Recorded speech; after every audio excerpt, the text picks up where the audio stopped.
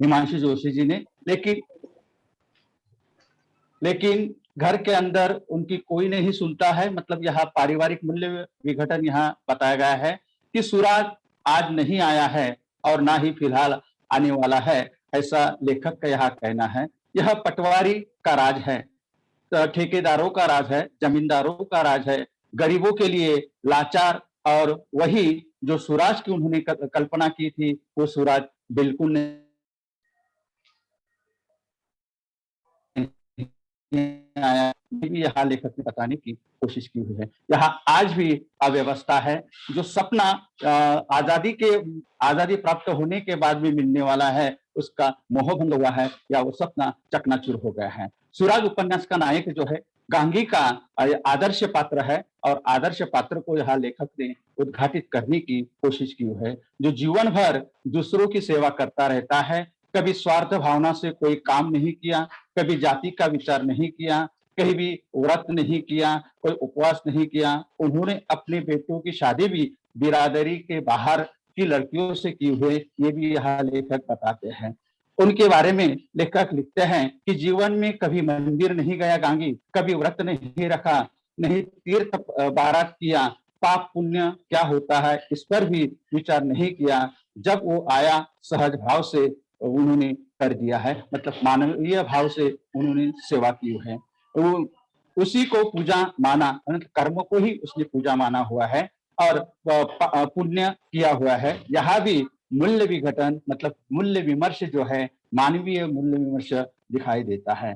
दुनिया भर में न्याय के लिए झगड़ता फिरता हूँ और मेरे ही घर में ऐसा अंधेरा, यहाँ लेखक ने वर्णन किया हुआ है। क्योंकि गांगी का बड़ा बेटा नंदू और देवा अपनी ही विधवा भाभी पर अमानवीय अत्याचार करते हैं। यह भी यहाँ मूल्य विघटन के रूप में लेखक ने बताया हुआ है। ये भी आज जो भाईचारा जो होता है, भाभी को सम्मानना चाहिए, लेकिन वही अपनी विधवा भाभी पर अन्य अत्याचार करते हैं और उनका शारीरिक शोषण भी करते हैं। मतलब ये भी एक प्रकार का यहाँ मूल्य विमर्श यहाँ दिखाई देता है कि सूरज उपन्यास में मूल्यों का इस तरह से संक्रमण दिखाई देता है। सूरज उपन्यास में पति पत्नी को भी संबंध मूल्य विमर्श होते हैं, माता पिता के मूल्य विमर्श किस तरह से होते हैं, मतलब सामाजिक आर्थिक सामाजिक। ये बहुत बड़ा उपन्यास है, लेकिन संक्षेप में बताना मतलब सही बात है सर, कोशिश कर रहा हूँ।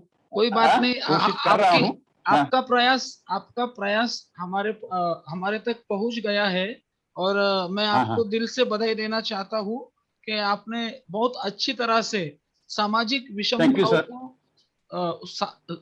विषमताओं को और वह समाज जिसमें नैतिक मूल्य नहीं है, उस समाज की अधोगति कैसे हो सकती है। It is desirable that society should not get progressed only materialistically, there should be humanitarian progress in society also। और हमारा यह कॉन्फ्रेंस लेने का और यह कॉन्फ्रेंस के लिए ये विषय चूज करने का, यानी इसको लेने का मेन ऑब्जेक्टिव यही है कि उद्देश्य वही है कि समाज में जो चाली रीति अभी तक जिंदा है। एक्चुअली मैंने भी मेरी डॉक्टरेट की जो मेरी पीएचडी की है, वह इनविजिबिलिटी ब्लैक सेंसिबिलिटी में की है। जहां अमेरिका में जिस तरह भारत में जाति भेद के अनुसार लोगों को आज भी कई जगह डिस्क्रिमिनेट किया जाता है, वहां वर्ण भेद पर था। तो we had aim to highlight and practice and spread this message through our e-conference, and therefore our dear president Dr. Vaibhav Sabnis sir has chosen this very relevant topic for the present international conference। और हमारा मूल उद्देश्य क्या है, आप हिंदी में बात करते हैं इसलिए मुझे डॉक्टर दुष्यंत कुमार जी की एक लाइन याद आ गई। हमारा बताइए what is our ultimatum aim, that is केवल हंगामा खड़ा करना मेरा मकसद नहीं है, केवल हंगामा खड़ा करना मेरा मकसद नहीं है। मेरा मकसद ये है, मेरा means on behalf of ELTAI Khandesh chapter in ZB Patil, हमारा उद्देश्य यह है कि ये सूरत बदलनी चाहिए। तेरे सीने में नहीं तो मेरे सीने में सही हो कहीं भी आग, मगर ये आग जलनी चाहिए. We should spread love, respect, equality, brotherhood, gender unity in society through the medium of literature, and that is why we have selected the subject inculcation of human values. Thank you very much, Dr. Ashok Taide sir, for your nice presentation and participation. Now I would like to request Dr. Anubhuti Shinde madam to present her paper. Please, respected Thank you, Dr. Sir. Respected Dr. Dr. Sir, thank you very much. Okay, thank you, sir. Dr. Shinde madam. Okay.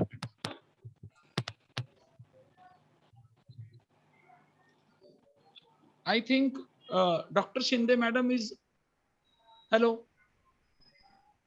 Mr. Suresh Patil sir is there. Yes, ma'am. You are audible, please.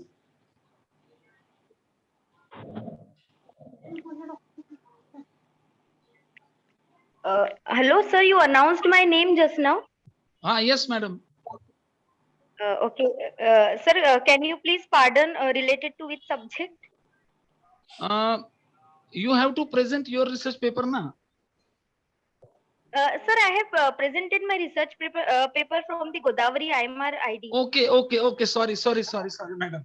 Actually, okay. your name displays here as I have joined from my personal ID also and presented my paper from college ID. That's why. Actually, we have got huge response and lot of participants are there, and I have to handle many things, because if you have observed the flyer, you see everything yes, is sir.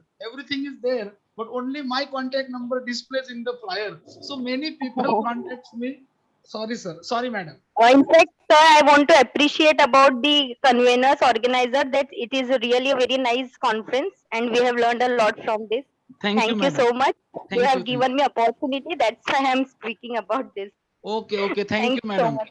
I think there is no another participants who is in our room to present. So to conclude this reading session, I would like to express my sincere gratitude to all you dear and loving participants who have presented their paper very significantly, and you have shown your patience and trust in us. So on behalf of Eltai Khandesh chapter, means English Language Teacher Association of Khandesh chapter, and on JDB Patil Senior College Dhule, I, Dr. Vitthal Kale, once again thank all of you from the bottom of my heart, and I expect that your love, trust, and response will also with us in the following events. And now, with kind approval of our President, Honorable Dr. Vaibhav Sabnis sir, I declare that this reading session, room number 5, is ended now. You will get your screenshots. I have taken, actually, if somebody of you have taken it, then it's okay. But I will try to take it out from my laptop and will share in our WhatsApp group. Okay. Thank you once again.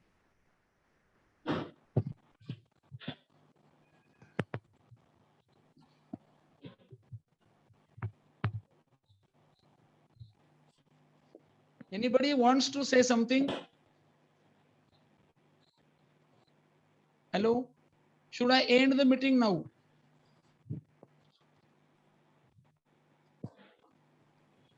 Okay. Thank you all participants.